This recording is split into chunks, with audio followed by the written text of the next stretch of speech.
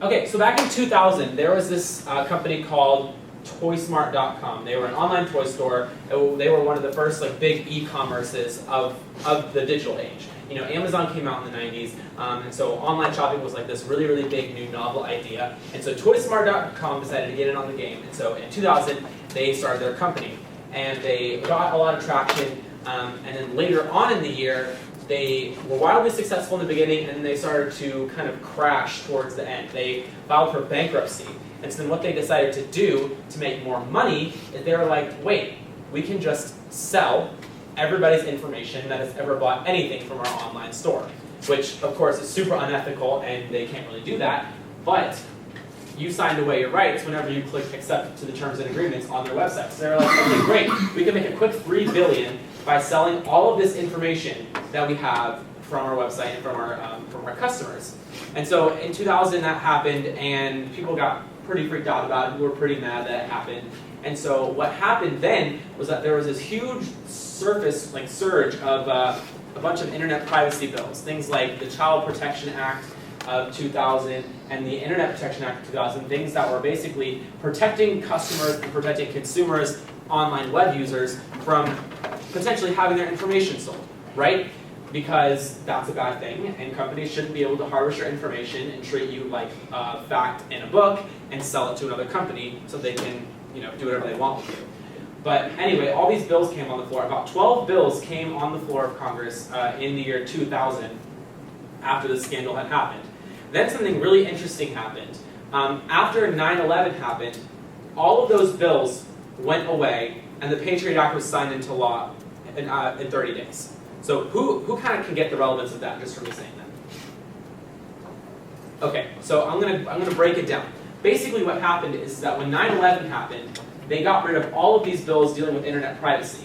Now the reason these bills were out there were to protect the average person, and they were out there to ultimately protect the government from invading on your Fourth Amendment rights, right? They were keeping the Fourth Amendment, and they were keeping that block between the government and your private information, so that companies like ToySmart don't sell it to the government or other companies or whatever. But the minute after 9/11 happened, those bills suddenly became totally out of the question because the government became obsessed with electronic surveillance, and they became absolutely hooked on the idea that we need to be watching our people. And some people argue that it's a good thing, some people argue that it's a bad thing. We're not really here to talk about that, but we're just talking about the concepts in general and basically what happened there. And so what happened is that all those bills went away. That was a dozen bills. They're all listed online. I don't remember the names of all of them. But those 12 bills were taken off the floor, and the Patriot Act was signed into law. And basically, the Patriot Act was the antithesis to those 12 bills, basically meaning that the Patriot Act served the exact opposite purpose that those 12 bills did. So that's an interesting kind of anecdote to note, and it kind of is illustrative of the way we got to where we are today. Does that make sense? Yes. Yeah. Because right now you're probably like, oh, companies sell my information all the time. That's a pretty standard thing, right? And it doesn't even really faze us. I mean, I know it doesn't really faze me anyway, but we're used to it. We're used to getting solicitor calls. We're used to getting junk email, and all that comes from companies selling our information. So who knows what internet cookies are? Okay, explain what internet cookies are. It's like kind of like a tracking device that websites put on your computer that stores data, I think, so they can use it for advertising, or I think like some games also use it too. Yeah. Okay. Anybody else have anything different? Yeah. They're specifically used to collect data about you, about where you traffic on the internet and things that you look at, so they can sell advertisements to you. Yes. Okay. So the thing about cookies is that a lot of companies will explain them like this. They'll be like, it's an anonymous tracking device for us to store your browsing habits. But what it actually means is it is anonymous, but what it is it's a number. So it's a number assigned to you as a user, or a number assigned to your IP address or your computer or whatever. But while that number doesn't actually have your name, that's pretty much the only information that it doesn't have. Because what it can extrapolate from your browsing habits is what it stores in its data. So the data that's embedded into a cookie is the information about where you shop, how often you shop, how much you spend, how much money you make every year, how many people you have in your family, whether or not you have pets, how old you are, where you live in the country. They can pretty much gather any information that is a part of your personal identity and store it in this data.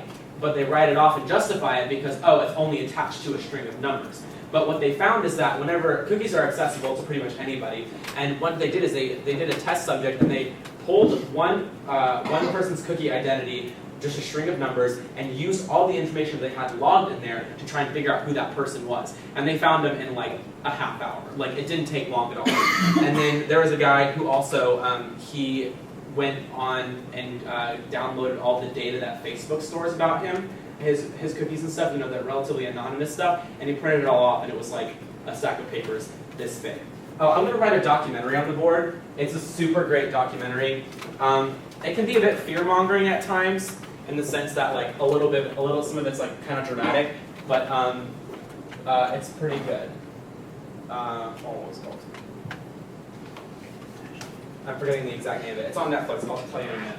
I thought I remembered the name of that, but I don't. Anyway, so that's basically how cookies work. It's an anonymous like string of numbers, but it's super important to know that it's not really anonymous because it's basically just saying you're anonymous because your name isn't involved. When in reality, everything else that ties to your identity and ties to basically who you are in society can be tracked and basically read in that cookie. Okay. How many of you actually read terms and conditions? I know that we asked that question before, but I really want to see a genuine raise of hands.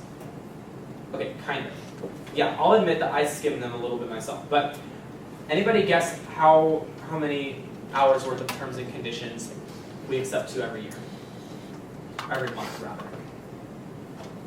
Any ideas? Okay. Millions? Sorry? Millions? No. It would take 180 hours every year to read the terms and conditions that the average person accepts to.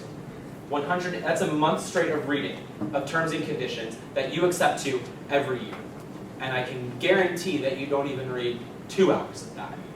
So when you put it in that kind of perspective, we're accepting and just kind of blindly walking into a lot of very technical language, right? 180 hours is an incredibly long time. So how many people want to read terms and conditions? How many people like pull it up and are like, yes, this looks inviting to read. I'd love to just pour through the terms and conditions of Facebook. Right. And that's intentional. What they had done is they had psychologists break down the way terms and conditions look. And basically what they found is they found that a size 10 serif font in all caps is the most unattractive font in the entire world of typography.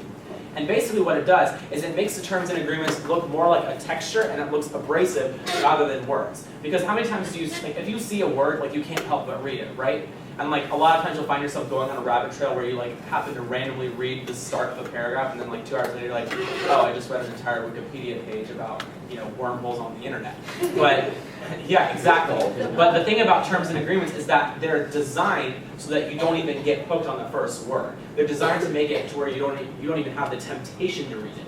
And that's intentional. And I'm going to explain why all this is important for this debate topic in a few minutes. Now I'm going to go over 2008 was a big year for terms and conditions in the sense that, who can tell me what happened in 2008? Facebook went huge and Twitter came out.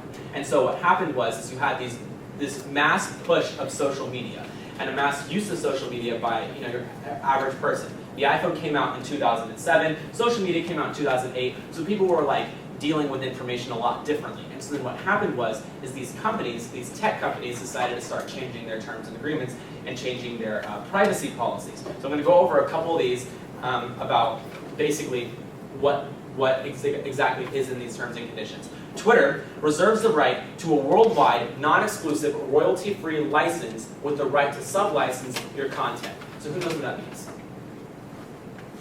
Okay, totally fine. Basically what that means is it means that they can use your content anywhere in the world to make as much money as they want without having to pay you a dime. Because how many of you know how advertising works?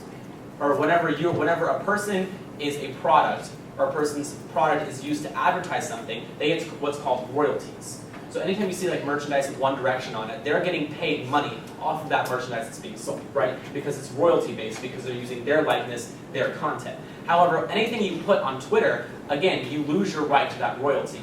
Now, arguably this isn't a huge deal because, I mean, there's millions of users on Twitter and a ton of content, and like the average person who's going to be losing money off of Twitter using their stuff isn't a big deal. But more or less, it's the principle of the matter, the fact that they can use and sell your content without having to pay you anything, or even give you credit for anything. And they're also allowed to sub-license it, which basically means licensing it to a different company. So they're allowed to even sell your content to another company to license it to do promo. You ever see like crowd shots, like promo for like some like youth thing, and they just have like crowd shots of teenagers and stuff?